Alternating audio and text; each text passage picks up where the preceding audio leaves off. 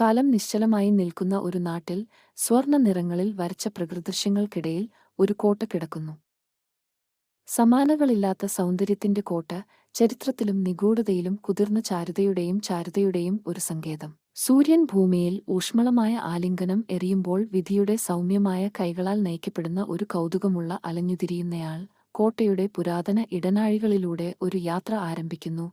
പണ്ടേ മറന്നുപോയ രഹസ്യങ്ങളുടെ കുശുകുശുപ്പുകളാൽ വരച്ചു വളഞ്ഞുപുളഞ്ഞ വഴികളിലൂടെയും മറഞ്ഞിരിക്കുന്ന അറകളിലൂടെയും ഒടുവിൽ കാലത്തിന്റെ കണ്ണിൽ നിന്ന് മറഞ്ഞിരിക്കുന്ന ഒരു വാതിലിലേക്ക് അവൾ ഇടറിവീഴുന്നതുവരെ, അതിശയത്തിന്റെ ലോകത്തിലേക്കുള്ള ഒരു വാതിൽ.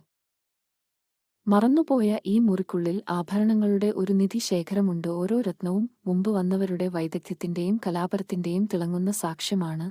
കാലങ്ങൾ കടന്നുപോകുമ്പോൾ അവരുടെ തിളക്കം കുറയുന്നില്ല. വിറയ്ക്കുന്ന കൈകളാൽ ഈ അമൂല്യമായ അവശിഷ്ടങ്ങളെ സ്പർശിക്കാൻ അവൾ എത്തുന്നു. അവയുടെ ശക്തി തന്റെ സിരകളിലൂടെ ഒഴുകുന്നതായി അനുഭവപ്പെടുന്നു. അവൾക്ക് ഒരിക്കലും അറിയാത്ത ഒരു ഭൂതകാലവുമായുള്ള ബന്ധം എല്ലായ്പ്പോഴും അനുഭവപ്പെട്ടു. ഈ അതിമനോഹരമായ നിധികളാൽ അവൾ സ്വയം അലങ്കരിക്കുമ്പോൾ ഒരു പരിവർത്തനം സംഭവിക്കുന്നു. ആത്മാവിന്റെ രൂപാന്തരീകരണം. അവൾ യഥാർത്ഥ ചാരുതയുടെ കാലാതീതമായ ആകർഷണം സ്വീകരിക്കുമ്പോൾ.